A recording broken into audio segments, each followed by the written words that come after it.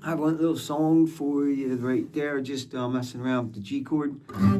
This guitar really rings very beautifully, I think. So, G chord, everybody knows G chord, like this, maybe like this, maybe like this. Maybe you know this one, that one. You know that's a G chord? Here's another one. It's a G chord. Anyway, G chord. G, B, D. Maybe you know your triad. Maybe you don't, but you probably know this G chord, right? Well, what I was doing to make up that little ditty for you was I was adding in the extensions to the G chord that maybe at some point in your guitar life you will learn what they are, what they mean, how to use them, and how to apply them. So this is to kind of introduce you to that idea. Thank you for watching. I hope you liked the song. If you did, give me a thumbs up. If you haven't subscribed and you like what you're getting in this video, please let me know in the comments and subscribe. Okay, so we have a G chord. A lot of times held like that. Sometimes people hold it like this because it's easier to switch to C or I think you gotta learn both ways personally, but anyway, G chord is the notes G, B, and D.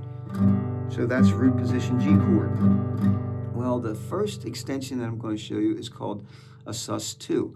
And what happens in a sus2 is you take out this third, the B, and you add in the open A. So your chord becomes now G-A-D.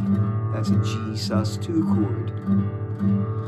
The next thing we do is we take the same third out and add in the next note of the scale, the fourth right here, the C note. That's a C sus4 chord, a G sus4 chord, sorry, G sus4. So you have G, G sus2, G sus4, back to G. Now, in doing all these, we took out the second, the B note. So in theory, if you play G like this, or like this, and then when you put the sus2 in, if you strum past that note, it's not really a sus2 because you're adding the third back in here. So, same with the sus4. I'm only playing these 4 strings, but if I hit string 2 open, it's killing the suspended part. It's still a second and a fourth in there, but it's not called a suspended second or fourth. Okay, confusing enough. Anyway, to keep it suspended, you have 2 choices. You can only play that many strings, or you could put your D down here. Then we no longer have a third anywhere, so take out the third and put in the fourth somehow. That's a sus4 also.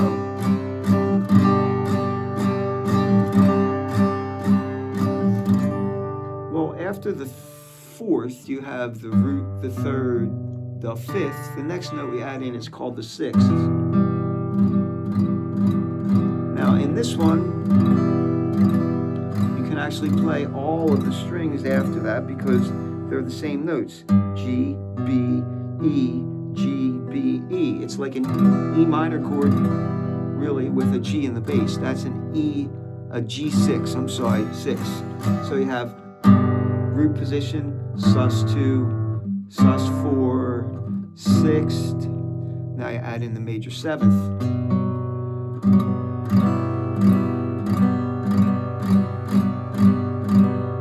Really pretty chord. I'm not striking the first string. To be able to strike the first string, I would hold this like this. Kind of hard to grab.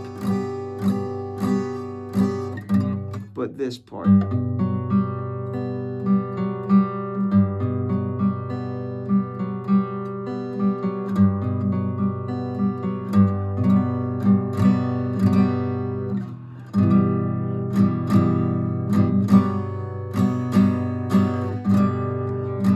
Now we could go higher and put in the next A, or the second, which would be the 9th.